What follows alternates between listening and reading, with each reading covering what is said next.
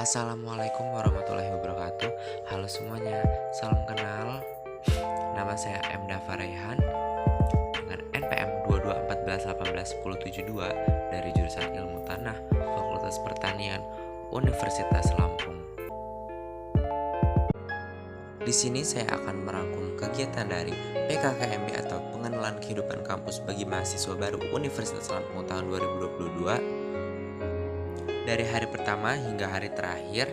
Hari pertama dengan tanggal 15 Agustus 2022 dan hari kedua tanggal 16 Agustus 2022 yaitu PKKMB tingkat universitas. Hari ketiga tanggal 18 Agustus 2022 yaitu PKKMB tingkat fakultas.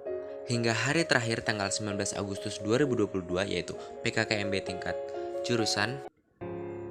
Pada hari pertama, materi yang dibawakan oleh Bapak Yusrandi Yusrin dengan berjudul Peran Kepolisian RI dalam Memberantas Kejahatan Digital yang berisikan materi dengan definisi UU ITE adalah undang-undang yang mengatur mengenai informasi elektronik dan juga transaksi elektronik. Informasi elektronik di sini adalah sebagai satu ataupun sekumpulan data elektronik, tapi tidak terbatas pada tulisan saja. Contoh kejahatan pelanggaran UU ITE yaitu pencemaran nama baik, hoaks, perjudian online atau slot, pemerasan dengan pengancaman, menyebarkan konten pribadi seseorang tanpa izin. Berikut adalah tips menghindari pelanggaran UU ITE. Harus lebih menyaring konten sebelum sharing, cek lebih detail sebelum melakukan transaksi, tulisan atau berita harus berdasarkan fakta, jangan ragu untuk meminta maaf jika salah. Bila terjadi kejadian terkait ITE, segera laporkan. Selanjutnya materi kedua yang dibawakan oleh Ibu Setio Herawati dengan berjudul Pengembangan Karakter Mahasiswa sebagai Intelektual dan Anti-Bullying. Isi dari materi ini adalah definisi bully adalah segala bentuk untuk penindasan atau kekerasan yang dilakukan dengan sengaja oleh satu orang atau sekelompok orang lebih kuat atau berkuasa terhadap orang lain dengan tujuan untuk menyakiti. Jenis-jenis bully dapat terjadi di rumah, sekolah atau kampus, lingkungan masyarakat, serta sosial media. Berikut adalah cara membangun karakter mahasiswa. Pertama, tunjukkan prestasi, jalin pertemanan dengan banyak orang, tumbuhkan rasa percaya diri, tidak terpancing untuk melawan, dan jadikan motivasi. Selanjutnya materi ketiga yang dibawakan oleh Profesor Dr. Kiai Haji Said Akil Siroj, MA, dengan berjudul Pengembangan Karakter Mahasiswa dalam Perspektif Agama. Isi dari materi ini adalah agama menjadi hal paling utama dan menjadi referensi pendidikan. Fungsi peran kearifan lokal dalam membentuk nilai-nilai keindonesiaan dan kiat-kiat menjaga toleransi. Dilanjut hari kedua pada tanggal 16 Agustus 2022 pada materi pertama yang dibawakan oleh Profesor Dr. Heriandi MS dengan berjudul Merdeka Belajar Kampus Merdeka. Isi dari materi ini adalah tujuan kebijakan Merdeka Belajar. Definisi Merdeka Belajar. Selanjutnya materi kedua yang dibawakan oleh Profesor Dr. Asep Sukohar, Esket Mkes SPK KLP yang berjudul Kesadaran Lingkungan Hidup, Manajemen Resiko dan Kampus Sehat. Isi dari materi ini adalah apa saja permasalahan lingkungan hidup di Indonesia dan di dunia, dan upaya dalam pengelolaan lingkungan hidup. Materi ketiga yang diisi oleh Profesor Dr. Yulianto MSI yang berjudul Etika dan Norma Mahasiswa di Kehidupan Kampus. Isi dari materi ini adalah bagaimana agar cara menjadi mahasiswa yang ideal dan tipe-tipe mahasiswa. Lanjut pada hari ketiga, yaitu pada tanggal 18 Agustus 2022 PKKMB tingkat fakultas yang dibawakan oleh Profesor Dr. IR Irwan Sukri Banua MSI yang berjudul Pembelajaran di Perguruan Tinggi di Era 4.0 Plagiarisme. Plagiarisme pendidikan atau akademik berupa mengambil ide orang lain namun disebut milik sendiri. Faktanya plagiarisme ini termasuk musuh pendidikan.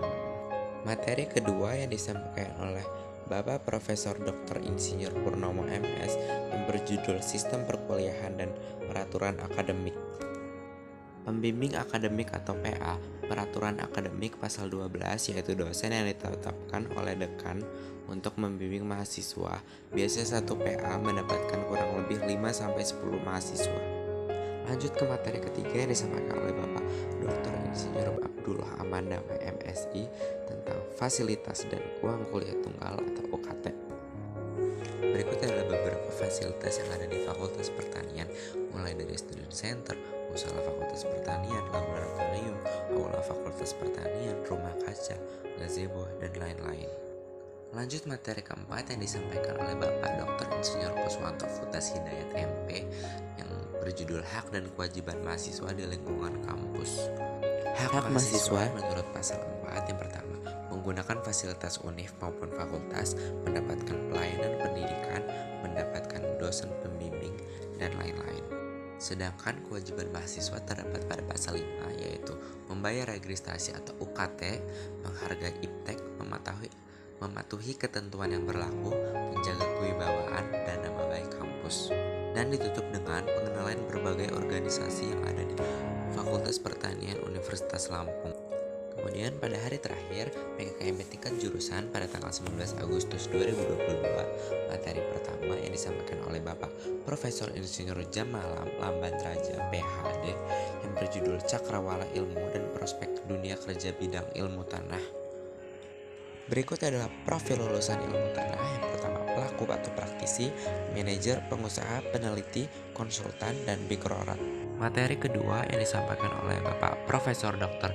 Insinyur Abdul Qadir Salam MSc yang berjudul Kiat Sukses Belajar di Perguruan Tinggi. Kompetensi belajar memiliki 4 poin penting, antara lain menyimak, belajar atau diskusi, membaca, dan menulis. Selanjutnya materi ketiga yang disampaikan oleh Bapak Insinyur MA Syamsul Arif MSc PhD dengan berjudul Etika Mahasiswa di Lingkungan Kampus.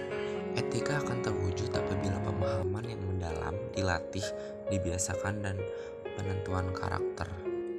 Materi yang keempat disampaikan oleh Ibu Nur Afni Afrianti SPMSI dengan judul Penyampaian Kurikulum Fakultas Pertanian Jurusan Ilmu Tanah.